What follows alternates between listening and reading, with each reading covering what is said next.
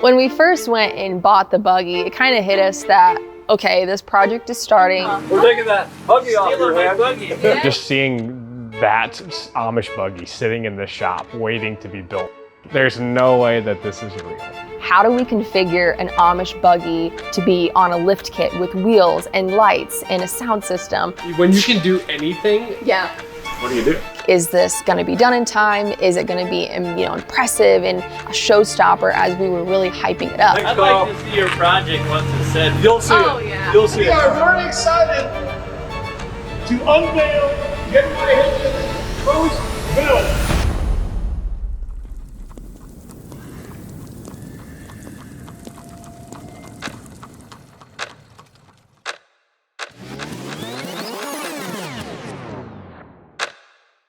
All right, the day has come.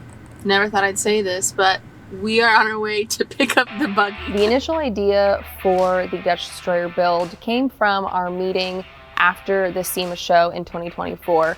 And the idea came in the meeting to create a Gen Y build of our very own, something that was unique and innovative, fun for our team to be a part of, and really spoke volumes to the industry of who we are as a team and as a manufacturer. Because if Gen Y Hitch was going to create a build, we wanted it to be unlike anything else. Our founder and our president, they grew up Amish. We live in a very Amish-centric town, and you see, buggies driving down the road every morning. Why not build an Amish buggy to pay homage to who we are as Gen Y living in a small town, but yet we have such a global reach across the world with our products. So once we decided upon building this Amish buggy, we needed to find somebody that we could partner with to bring our vision to life.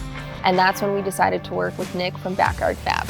I'm Nick. I'm the owner of Backyard Fab. We build custom vehicles. I've got an email from Miss Donna at Gen Y Hitch. She's telling us what she wants to do.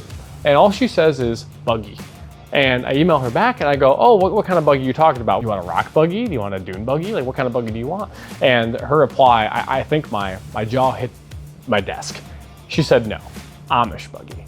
And I'm like, there's no way that this is real. Really, his specialty is building custom vehicles. We shared our vision. It just made a fit for us to work with him. Something that we can offer that a lot of shops don't is everything that we do is completely one-off. Every vehicle that we create is totally unique. And they are local to us, so it was just a cherry on top to be able to work with somebody that is very skilled in this industry and we could work very closely with on this project. So first step, we needed to find a buggy that we could actually build this custom frame and do this custom fabrication work on.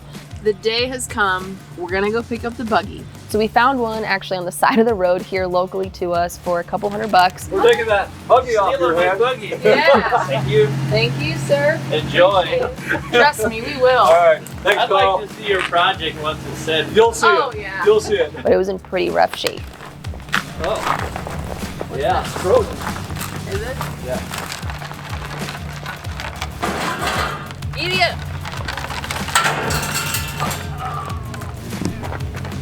Nick, Yep. I'm sorry. You might have to. I'm seeing that. Nice. All right, one more time for the camera. No. Maybe if you loop it around this. Just slap that. Oh, that's not going anywhere. Don't worry, we're a professional towing company. We've done all of this before.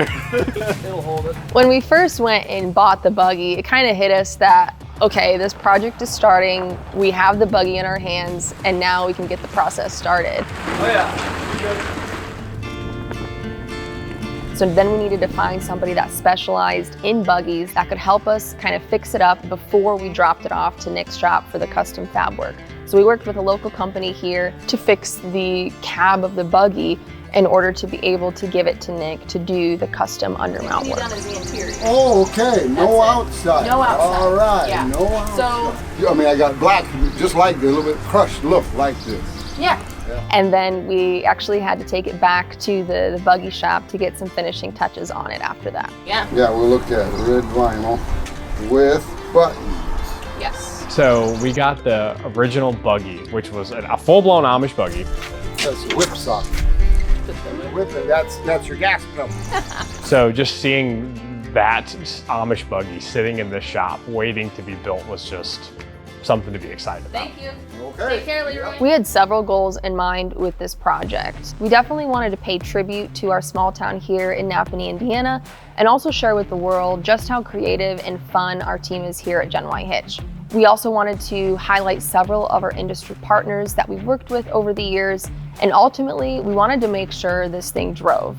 So the early stages of this build were just a lot of talks, like, hey, how are we gonna make this work? What route do we want to go? What kind of power do we want to put behind this thing? They wanted it, quiet and comfortable, so electric power is the only way to go. So the whole system is powered by a Navitas lithium golf cart system. One person that I can say that helped us out a ton on this project was Mr. Charles Adkins. He was fantastic in the whole build process, answered a lot of questions. He did a project similar to this, but on a golf cart, not a buggy. However, how do you take an Amish buggy and a golf cart and fuse them together and make them look cohesive and drivable? We wanted the thing to be big, we wanted it to be proportional, and we couldn't just use a golf cart axle for this thing. It wasn't going to work. So we ended up actually taking the center section of a golf cart axle, chopping it down so that way we could use the actual differential from it, because the motor actually mounts to the differential. This is where the motor actually mounts, and what we need to do, we need to get from point A to point B. So we're gonna make ourselves axle shafts for this thing so we can run bigger wheels and tires, and that way we're not breaking any components. Then we used forward outer hubs on the outside, so that way we could run forward brakes, forward backing plates, and all the above. The front, funny enough, is a two-wheel drive F450 axle out of a 2005. What really makes this buggy stand out, we are known for our chassis work. So this isn't just something you can take a buggy chassis and add onto it and lift it, not like a golf cart where you can modify it. You're starting completely from scratch. Basically putting a nice frame around something that's so standard and boxy was the hardest thing. Making a design that's really gonna catch people's eye. It didn't really hit me on how insane and awesome this build would be until we saw the cab of the buggy on the frame. What? And once we were able to see, the height and just how big this thing would be, that's when I think I got really excited to see the finished project. Even talking about it, it's so hard to visualize because I've never seen anything like this before. So it's like, it doesn't exist. Exactly. So like, how do you even conceptualize what this thing's gonna look like? But this gives a little bit of a better idea, especially like where it's gonna sit and the height of it. So now we figured out how we were gonna make this thing sit on its own weight. We figured out how we were gonna make it go. Now we gotta make it stop and we gotta make it steer. This is where the steering wheel Yes, will yep, so mount. that's where the steering wheel is going to mount, and then the accelerator pedal is gonna go here. So this we all have to finish, but we know how much depth that we have Right. here. This is the reservoir for the power steering, and it's the actual pump.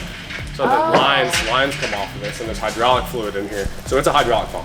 Okay. And so that's what this whole thing is. So this is the fill plug, and this is actually what's gonna steer it left or right. So the steering system on the buggy is actually an outboard hydraulic orbital valve from a boat. So all I heard was this build has a little bit of a buggy in it, a little bit of a golf cart, and a little bit of a boat. It does, and there's pickup truck in there. With that flat-nosed buggy, you have no depth at all.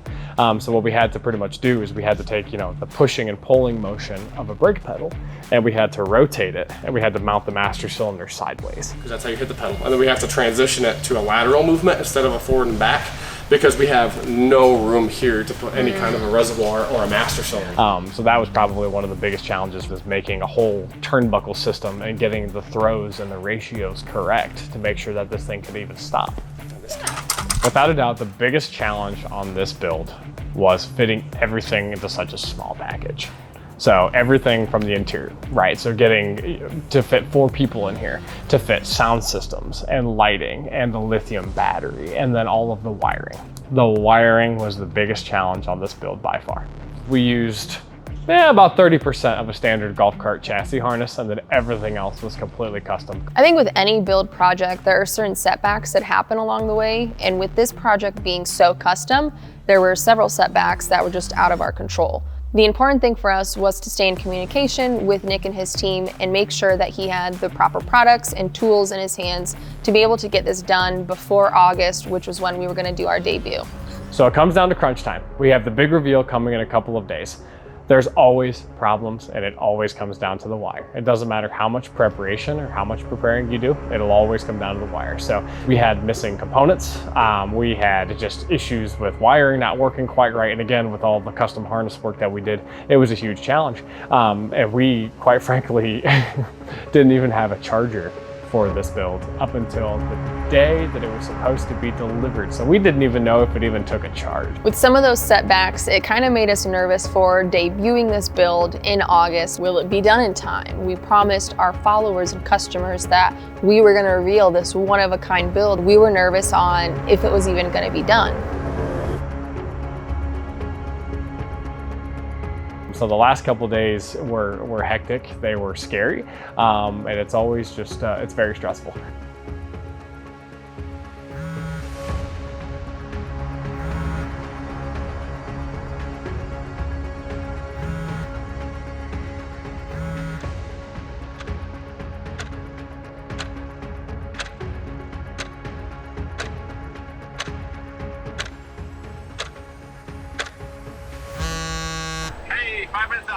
You guys are 5 minutes out?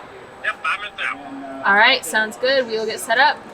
Awesome. See you in a minute. See ya. This has been a long time coming, and a lot of things happened this week with the build, but I think we got it pretty much figured out, so it's finally here.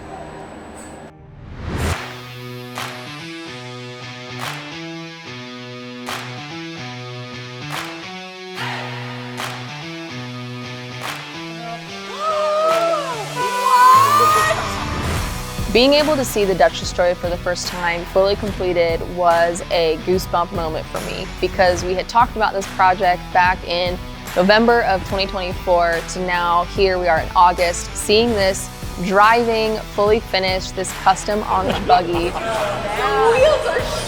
The feeling of success and pride that you get when it's delivered and everybody is ecstatic and the reveal comes and people are just in love with it. It's one of the best feelings ever.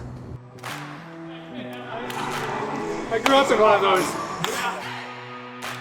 We were so excited to share it with the rest of the world.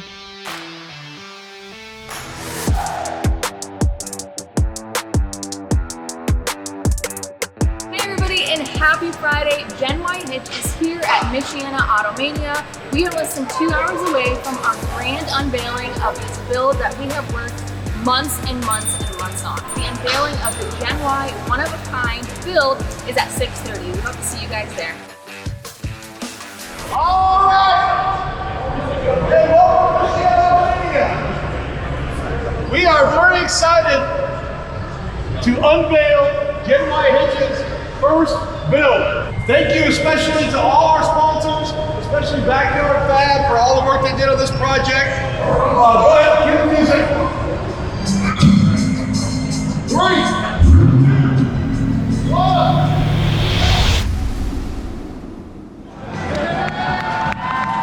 Once we debuted it at the show, it was definitely a sigh of relief for me. Being able to see our vision come to life and have this thing really represent Gen Y Hitch, it was so fun to be able to see the audience reception to it and then also share it on social media and see the comments just blow up on how cool everybody thought this was. As custom builders, that's one of the biggest reasons why we do what we do. We want to create something that people have never seen.